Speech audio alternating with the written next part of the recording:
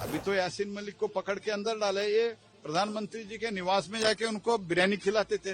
ये लोग इनके क्या अपेक्षा करते हैं, इसीलिए लोग उनको तिरस्कार कर रहे हैं ना। जिनका नाम ले रहे हैं डॉक्टर मनमोहन सिंह, कोई इस देश का एक भी आदमी बोल सकता है कि मनमोहन सिंह साहब देशभक्त नहीं थे?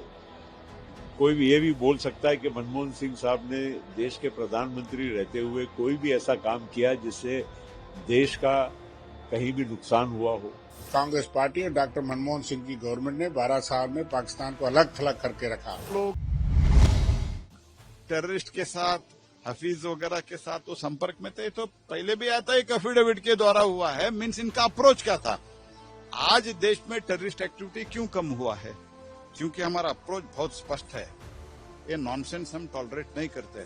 अगर वो पाकिस्तान में भी बैठते हैं तो इसका परपेट्रेटर जहां भी बैठे हो, ये जो योजना करके उधर बैठ के इधर से चलाता है, ऐसे अभी नहीं होता है।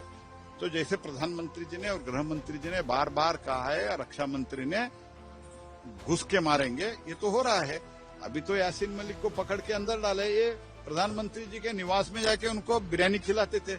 ये लोग इनके क्या अपेक्षा करते हैं, इसीलिए लोग उनको तिरस्कार कर रहे हैं ना। देखिए, अब कौन आज क्या बोल रहा है इसका क्या मायना?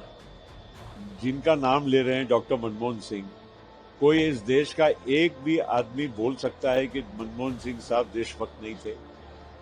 कोई भी ये भी बोल सकता है कि मनमोहन सिंह साहब ने देश के प्रधानमंत्री रहते हुए कोई भी ऐसा काम किया जिससे देश का कहीं भी नुकसान हुआ हो?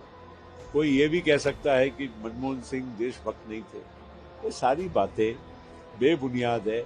आज मनमोहन सिंह साहब तो है नहीं, अब कोई भी बात वक्तव्य कर दे और हमने उसको मान लेना, ये तो संभव नहीं होता है। और जो भी मैं आपको कहना चाहता हूं कि आतंक आतंकी होता है और आतंक के साथ कोई समझौता कोई नहीं कर सकता है। न मनमोहन सिंह ने किया और आज मोदी जी के नेतृत्व में तो सवाल ही नहीं है कि आतंकवाद से कोई समझौता किया जाए।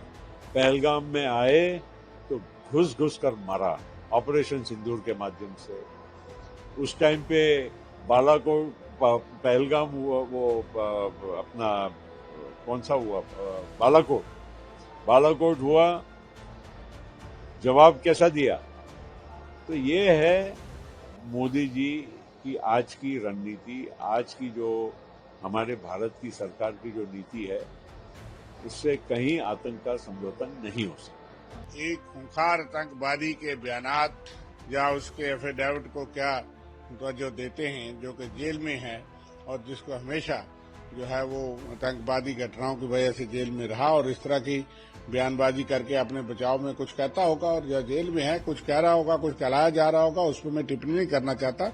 लेकिन कांग्रेस पार्टी और डॉक्टर मनमोहन सिंह की गवर्नमेंट ने 12 साल में पाकिस्तान को अलग थलग करके रखा और आतंकवाद के विरुद्ध एक ठोस नीति थी। हम बोलते कम थे डॉक्टर मनमोहन सिंह जी, लेकिन ठोस नीति थी।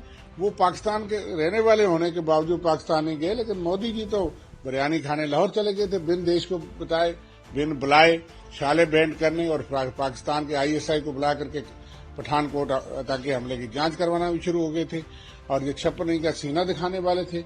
लेकिन जिस पाकिस्तान ने यहाँ लहूलुहान कर दिया, जहाँ पहलगाम करवा दिया, यहाँ आतंकवादी घटनाओं को इतना बढ़ावा दिया और उस जनरल को, वो खूनी जनरल जो है, उसको बुला करके अमेरिका का राष्ट्रपति जो इनका दोस्त है वो लंच करवाता है और बार बार उसको ऑनर करता है। और जांच कमेटी आतंकवाद के खिलाफ जो है उसमें पाकिस्तान को एक बहुत बड़ा रोल मिल गया है। जो कि आतंकवादी फैक्ट्री के तौर पे जाना जाता था पाकिस्तान, आज इंटरनेशनल लेवल पे उसकी जो एक्सेप्टेबिलिटी बनी है, जो हम देख रहे हैं, ये गंभीर चिंता का विषय। ये इस गवर्नमेंट की विदेश नीति की टोटल फेलियर का नतीजा है। 2 मुल्क हमारे साथ, इटली और इजराइल, थोड़े से खड़े हुए ऑपरेशन सिंदूर और पहलगाम की दर्दनाक घटना के बाद। तो ये फेलियर नहीं है मोदी गवर्नमेंट का। और उसके बाद अब सऊदी अरब के साथ भी उसका समझौता हो गया कि पाकिस्तान पे हमला सऊदी अरब पे भी समझाया जाएगा।